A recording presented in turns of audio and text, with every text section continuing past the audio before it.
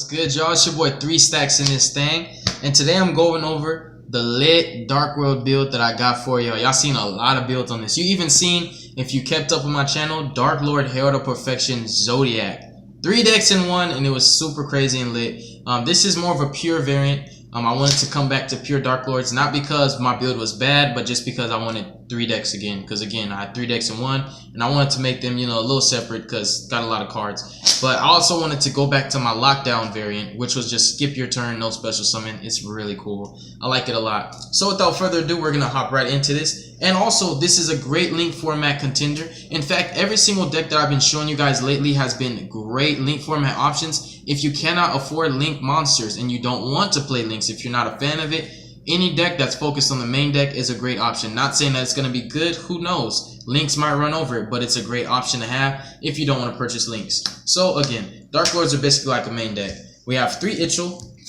That's my baby right there. Well, this is my baby, of course. But she's like super clutch. She's the draw power of the deck. Big booty, 2900. She's just super clutch. Yugioh is just insane. She's such a great card. I don't know what it is about her, but she's just such a great card. She's like the best card.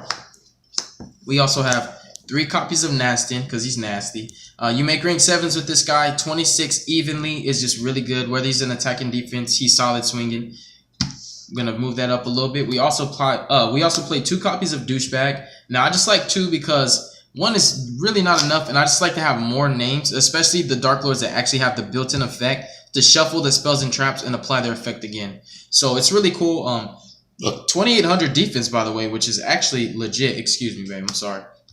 Okay. But basically, like, the reason for playing 2 is just for the names. His effect is actually clutch because if you need to modulate your graveyard, he helps you by discarding him and another one, and you just add, like, for example, you could discard him and Dark Lord Superbia, and you can add Dark Lord Contact from your graveyard to your hand. Then you could play Contact and bring back Superbia and him that you just sent. Like, cool different ways that you can abuse his effect. It's really cool, and it gives you options. Like, it really does. So 2 Douchebag, definitely. 1 Taz, Tasmanian Devil from Looney Tunes. Really clutch. I just like the built-in hand trap. It's completely searchable. You can even search it on your opponent's turn by applying their effect, shuffling your banishment, searching this guy, protect yourself from a board wipe. If you see it coming, or if you feel like he might try to destroy my guys, search this guy on your opponent's turn just to catch him off guard. It's really cool. I like it a lot. Or you could just search it on your turn. Doesn't matter. Either way, he's a hand trap that protects you. That's most of the time I'm going to use him that way. And sometimes you might bring him from the graveyard off your Contact or off your Superbia because he's 2800 attack, which he's your biggest attacker. Aside from the Superbia himself. But we play 3 Superbia, but Superbia most of the time comes out in defense, of course, because you're going to bring him out via Contact. The Superbia actually is, the biggest beat stick in the deck that I have. As far as, attack and without accessing your extra deck, of course. Superbia is the most abusive of all the Dark Lords. His effect is not once per turn, and he is the main way you establish your field presence. Like, Superbia is just that important. You have to play 3 Superbias. He's just too good not to play. If Superbia wasn't in this deck, it'd be really hard to get a field presence popping. Because Dark Lords, they tend to brick. They tend to, like, not be able to get anything on the field. Like, there'll be times when you draw, and you still have nothing on the field. So Superbia is that important in clutch. I also play 2 copies of Dark Lord Zerato. Zerato is basically Raigeki. You can send a dark monster from your hand to the graveyard, blow up your opponent's field. During the end phase, he would go to the graveyard, but most of the time, you just overlay him and Superbia into a rank 8. So you go Superbia, Zerato, blow up the field, go into a rank 8. It's really cool and fun, and it's annoying. So most people are like, what? That's really what he does? Yeah, bro, he destroys everything you have. And that sums up the Dark Lord portion of the deck. Moving forward to the really cool, fun, and the techie, spicy stuff. So we're playing 3 copies of Arcana Force the World. I was playing 2 in the previous version. Check it out if you saw my other version of Dark Lord Lockdown. We're playing 3 because this guy is an incredible combo piece. I want to see him every single first turn. Just to set yourself up by skipping your opponent's turn and just killing them next turn. So this guy lets you OTK like in a very, very strange way. It's like you literally kill your opponent before he ever gets a chance to play at all. Like, he can even max C you and draw 20 cards. If you skip his turn, it doesn't even matter. Like, the world is incredible. And sometimes he screws up your opponent's draw phase if he has a monster in the graveyard. So it's really cool. I like the world a lot. Like, you play 3 of him.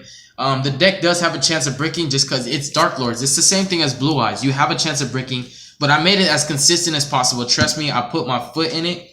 We're playing 2 copies of Darklord Christia. Everything that's not True Draco cannot play Yugioh. I know True Draco exists. That's why I made mention of that, so you don't even try to, go there. We're playing 2 Christia. Really clutch. He's a fairy, so you can actually bring him back from your graveyard off of your Superbia. He's a level 8 trade-in target. Really great. Darklord Christia just fits the deck very well. So these guys are basically like, your techie boss monsters. And I'm sorry, Superbia is not the biggest. Arcana Force the World is 3100 attack and defense, so he's actually the biggest beater in your main deck. Really clutch that he's actually 3100. That extra 100 makes a huge difference. And for my favorite part of the deck, we're playing 3 Staff and 3 Throne. Now, if you guys didn't know, this is like by far my favorite combo to resolve in the game of Yu-Gi-Oh! And this is actually, these guys are my favorite monsters, just period. I mean, Herald of Perfection is like my favorite ritual, but my favorite monsters for some reason are the Star Seraphs. Like, I just love them. They're so good. They're even better in my main deck, the deck I play, because you search them out. But this deck lets you draw a lot, and also because these are fairies, you can abuse their effects by using Superbia. Like, you can play Darklord Contact, summon Superbia, revive a Star Seraph Scepter from grave, and then bring out your Sovereignty and pull off your whole combo and still have him on the field. So it's really cool. So you have very different ways where the deck synergizes with the Star Seraphs and the Dark Lords. It's really cool. It's nice to have, and it's cool to have something normal summon. Because like I was just specifying earlier, the deck sometimes has a problem getting field presence popping. And if you can't, pull off a contact play or a Superbia play, your next best option is, Stick Chair. So it helps the deck it helps the deck basically in more ways than one. So that's the monster count. Pretty chunky, but it works, and it's really cool and explosive. This deck just draws 4 days. And then we're playing 3 copies of Banishment. You just have to play it. It's too good. It searches anything. 3 copies of Contact, the actual best deck and the best card in the deck. I was gonna say best deck in the card. I was gonna slap myself. But anyways, 3 Contact, you have to play it. It's basically like the only way you can resolve your Superbia the correct way. It's like most of the time, it's the only way you're getting your field presence. It's weird, but like Contact is that important. So you have to play 3, of course. 3 Allures of Darkness, everything's dark except for, wait, I'm sorry, everything is not dark. We actually have quite a few lights. We have 6 of the Star Seraphs, 9, we have 11 lights. So there's actually a lot of lights in this deck. Ironic, we can play Chaos if you wanted to, but all the Dark Lords are dark, they're searchable, and Allure is pretty much live all the time. So we're still playing 3 Allures. We're also playing 3 copies of Trade-In because you have a lot of level 8s, a lot. And Trade-In helps you to set up for your Contact. So it's a really clutch spell to have.